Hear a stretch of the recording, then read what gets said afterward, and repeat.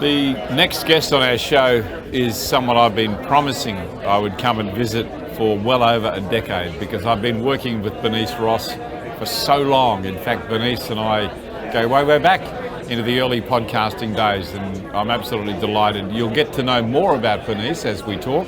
But Bernice, I am absolutely delighted that you've come and joined us on set. Thank you so much. Well, first of all, welcome to the U.S., to Real Estate Connect, and I'm so excited that you're here to be part of this and to be part of the launch of PropertyTV.io. Yeah, we talked to Brad Inman, and he holds you in such high esteem. You've been with Brad for so long as one of his major contributors, Bernice, so it's a delight.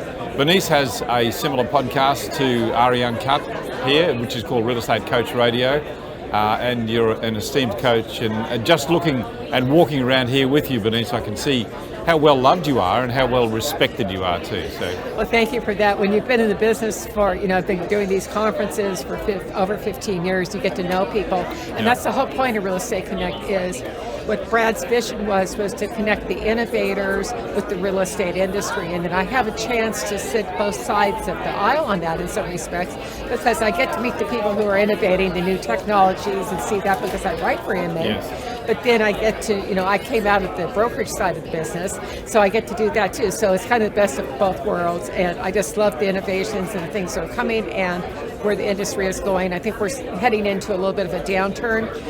There's some really interesting pressures taking place in the U.S. market right now, but as one of the speakers said this morning, when everybody else is complaining about something, that's where the opportunities are. That is so true. That's so true. I hear you say that the market's heading into a bit of a downturn. How do you think the industry is geared to handle that downturn? Quite frankly, Kevin, we those of us who've been around for a lot of years and lived through the recession.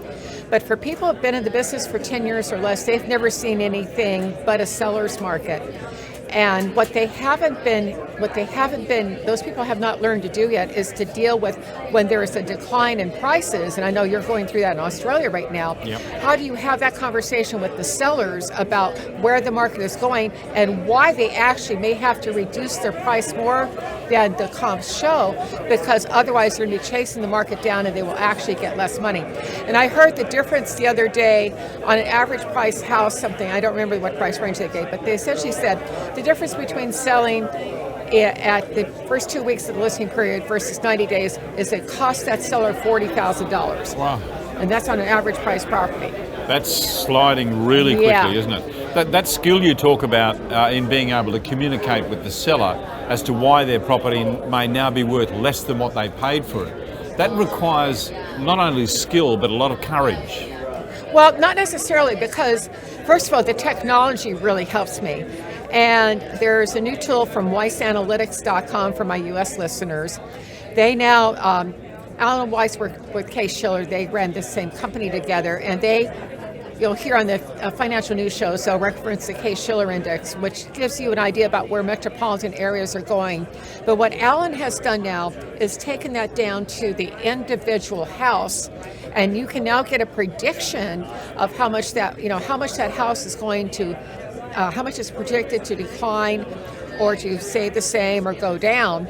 But the thing that's really powerful, I could overcome the price objection by going to using the Zillow evaluation tool, a tool that every broker that belongs to NAR has, HomeSnap. I can use the Realtor.com evaluation tool. There's some other ones out there, but I can point to all of those in addition to my CMA to give information. But what Alan's tool does is that actually they have a heat map and it changes colors. And what happens is then when you're in an appreciating market, it's green, then it goes to kind of neutral, then it goes to red when it's a downturn. It goes back to 2001. When you walk into a listing appointment with that, and you can show the seller that, gee, the market peaked, it looks, it was the greenest about a year and a half ago, and now where it's kind of getting to that middle zone where it's a balanced market, but it's slowing down. You need to think about getting your price lower now, because if it goes red, you're going to get a lot less. That's a very good point you make, Bernice, too, and that is that the agent is just the conduit, passing this, not saying this is what it's worth, but I'm just telling you what the stats are showing. You know, you made a great point. You know, I've always trained that my role as an agent that is I am a conduit of information. Absolutely. And, you know, and Mr. and Mrs. Seller, it's your house, it's your mortgage, it's your decision. It's your decision. So that way, it's like, I'm here to give you the best data. And for me as an agent, if they're not going to price their house realistically, I need to get up and walk away. And when you do that on a listing appointment and say, you know, I wish, you know, I'm not going to lie to you and tell you I think I can get that price because I don't believe I can.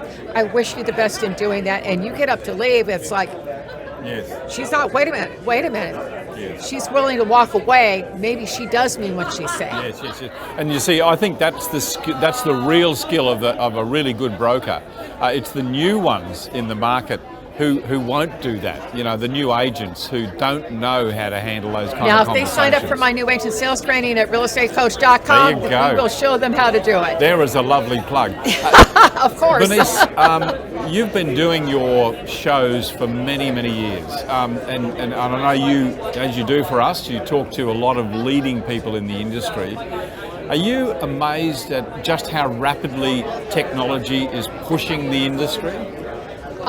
Really, no. I mean, a better way of asking me that question is what I see happening, Kevin. I'm sorry. You know what? You know what still makes the most difference is NAR's numbers show that 46% of all transactions comes from referrals.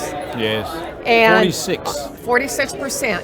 And on the listing side, if you take all the websites that are out there, MLS, Zillow, Realtor.com, all the websites, agent websites, they only account for 5% of the closed listing transactions.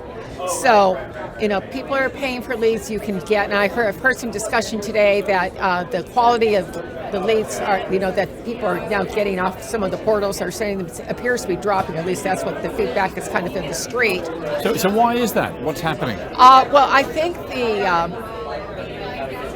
well, first of all, there's more competition. They're just looking. They need to sell more leads, but if we're in a market slowdown, then we may have, you know, it's just hard to say what's going on. But the brokers are trying to take control of their data back. Oh yes. And there was really, I'm kind of wandering around here a little bit, but there was a really interesting comment that one of the speakers talked about, and I think it may have been the Robert Reffkin may have talked about, or maybe it was someone else, one of the other CEOs, but it was one of the big CEOs of the companies, and they said, maybe I think it was Glenn Sanford from EXP, now that I think about it, but what they said was that what happens is because the MLSs get the data to, they're not as fast as the portals are about getting the data up online. Oh yes.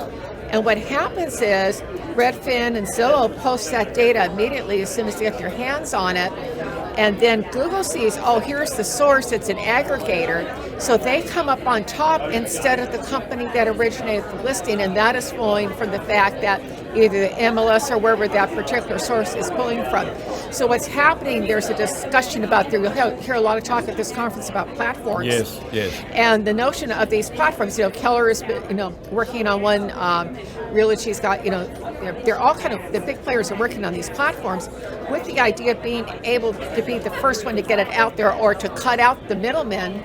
I mean, Gary Keller's been very clear in his intention to cut out Zillow. I mean, he's just, you know, and the gentleman who's the CEO of Realogy said much the same this morning. He said, you know, we need, you know, they are frenemies. They're not our friends. Yeah. Okay, wonderful.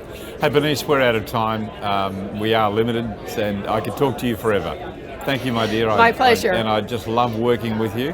Well, same here. Yeah. Bernice Ross is one of the leaders in the industry in America, and people turn to her for her advice, and you can see why. Bernice Ross has been my guest. Thank you, Bernice.